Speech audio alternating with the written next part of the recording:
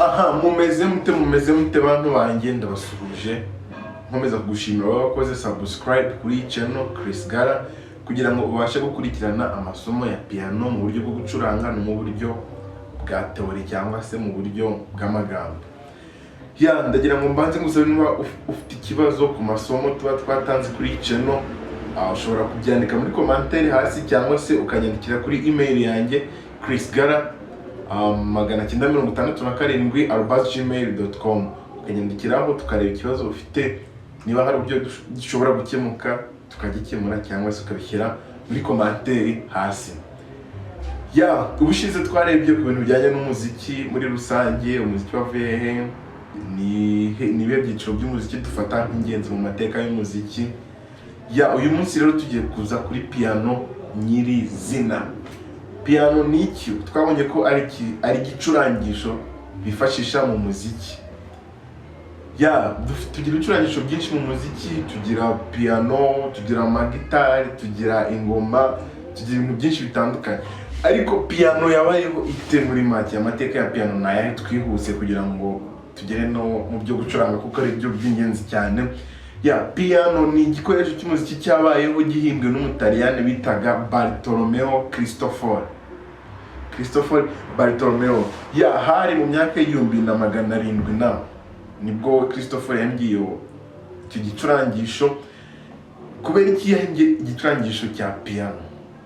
Piano yahimbwe ko Cristoforo yafite ikibazo cy'uko bagiraga instrument bitaga harpsichord. Sinzi umuntu ushoboye kujya kuri internet wayishaka ukareba uko imeze, ariko ni instrument uko uyicuranga iba ifite volume imwe. So Bartolomeo Cristoforo ikintu cyatumye akora iyo invention cyangwa se uko guhimba piano, gukora iki gicurangisho twita piano, nuko yararambiwe uko kubura gukontrola iyo harpsichord kuri volume nyinshi. Niba ifite volume runaka, ifite urugero niba ari decibel, volume tuzipima mu madecibel, abiga physique barabizi neza cyane kundusha. Niba ifite decibel 15 ubwo zikaba ari izo, kugira ngo ikontrole bikaba bisaba kongera kugabanya volume, ukumva ni ikibazo. So Cristoforo Bartolomeo aratekereza ati ni gute umuntu yakubundi nta kindi kintu cyakorwa gishobora gusoundinga like nk'iyi harpsichord ariko umuntu ashobora gukontrola mu buryo bworoshye. Niho rero yakwiga igitekerezo cyo kuba yakora piano ziducuranga. Tuzagenda tubibona ni ubundi piano yo ko harpsichord bavuze ngo ntago yashobora gukontrolwa byoroshye, piano y'ubundi ni gute ikontrolwa.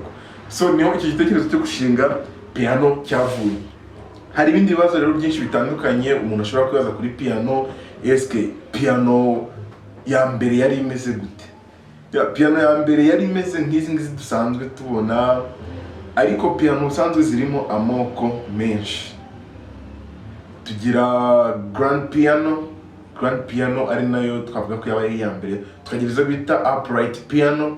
Upright piano ni piano ahanini ziba zimeze nka grand piano, ariko akenshi ziba zitandukaniye cyane mu buremere, kubera ko akenshi upright piano abantu bakunze kuba bayafite mu ngo bayicuranga gutyo mu ngo, ariko nk'ama grand piano akunze kuba cyane aba mu masale manini bakoreramo ibitaramo nka gutyo. Tukagira na digital piano ziri digitale. Muri izo piano ziri digitale hazamo noneho n'indi invention yakozwe yo gukora icyo twita synthetizer.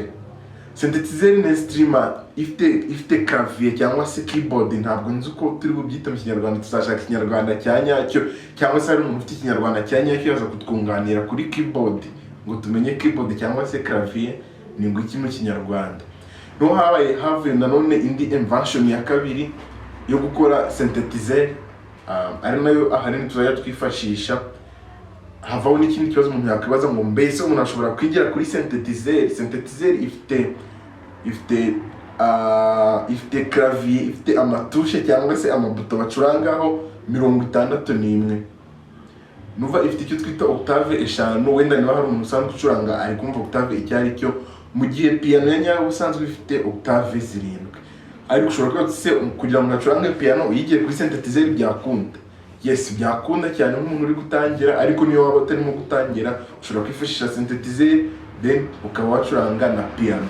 Ubwo tubonye aho piano itandukaniye na synthesizer, nuko synthesizer ifite octave 5, octave tuzabona icyari cyo kubatangiza umwihangane, none piano ikaba ifite octave 7 na octave nabyo tuzabona ibyari. So hari ibindi bibazo umuntu ashobora kwibaza, ngo byagutwara igihe kingana iki kugira ngo wige piano.